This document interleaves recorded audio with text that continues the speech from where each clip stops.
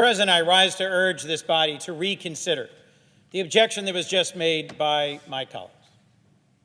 The rule of law, the system of ordered liberty, for which so many Americans have served and sacrificed at home and abroad, is a fragile thing, is at times a mere tissue, and it is held together by the confidence of our people in the ethics and integrity of those whom they elect or who are appointed, nominated, confirmed to serve them. We've seen a number of challenging chapters around ethics and integrity in public service recently, but tonight we're on this floor to speak about our Supreme Court and a simply shocking series of revelations about ways in which justices have accepted over years huge amounts of gifts. The suggestion's been made by a number of my colleagues that this is just Democrats, that this is just a partisan attack on a few justices to try and roll back or undermine decisions they've made we dislike or their legitimacy. Well, I can give you a compelling counterpoint. My friend and colleague, Senator Cornyn, and I, seeing a whole series of stories in the Wall Street Journal in 2021 that revealed that there were dozens of federal judges who had stock holdings in companies where issues before them implicated the value of that company, moved us to introduce the bipartisan Courthouse Ethics and Transparency Act. Your typical bill takes 6, 7, 8 years to become law here in the Senate. This one moved faster than almost any other. And on the Senate Judiciary Committee and here on the floor of the Senate, nobody argued that the Supreme Court needed to be above it all. Nobody argued that the justices of the Supreme Court shouldn't be required to disclose their stock holdings and be accountable for their failures to recuse or disclose. In fact, that bill passed unanimously. Why then is this one not similarly situated? Every federal judge is subject to a binding code of ethics. Every senator, virtually every federal employee of a senior decision-making role is bound by a code of ethics. That's how the American people know that if there is some slight or fault, some self-dealing, or some action that creates the appearance of impropriety, that action will be taken.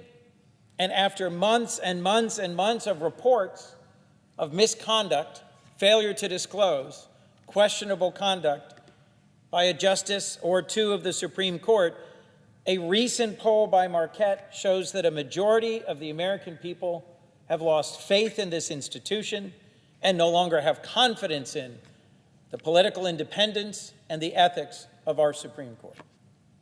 Mr. Chief Justice, I hope you listen or watch. We believe you to be concerned about the legitimacy of this important institution.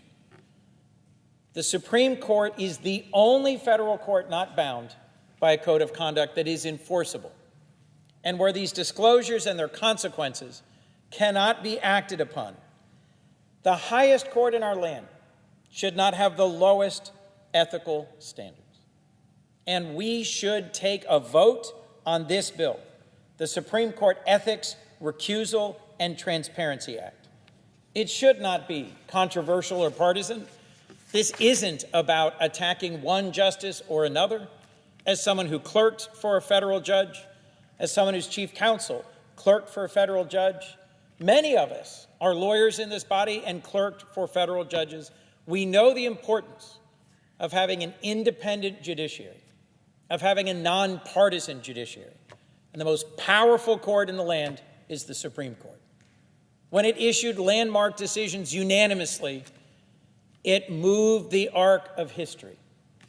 Today, it issues decision after decision that are 5-4 and that are producing challenging secondary waves in our body politic. If the Supreme Court is to hold the role that our framers intended, it must do so above reproach. That is not where we are today. Our Supreme Court must make itself accountable to the American people. We shouldn't read disclosure after disclosure in the press to learn about the conduct of the justices. Just a few moments ago, earlier this evening, along with the rest of the Delaware delegation, I had the honor of meeting with the newest nominees to our nation's Service Academy. Young men and women who are raising their right hand and volunteering to serve our nation, who will be granted the opportunity at a free education, in exchange for which they sign on the dotted line and agree to go serve our nation at home and abroad, and to defend our nation and our Constitution from all enemies, foreign and domestic. I've just completed a trip to the South Pacific where I visited Manila, and there is a World War II cemetery. It includes crosses marking the graves of 17,000 Americans who served and sacrificed in the convulsion that was the Second World War. Those crosses do not mark on them Democrat or Republican.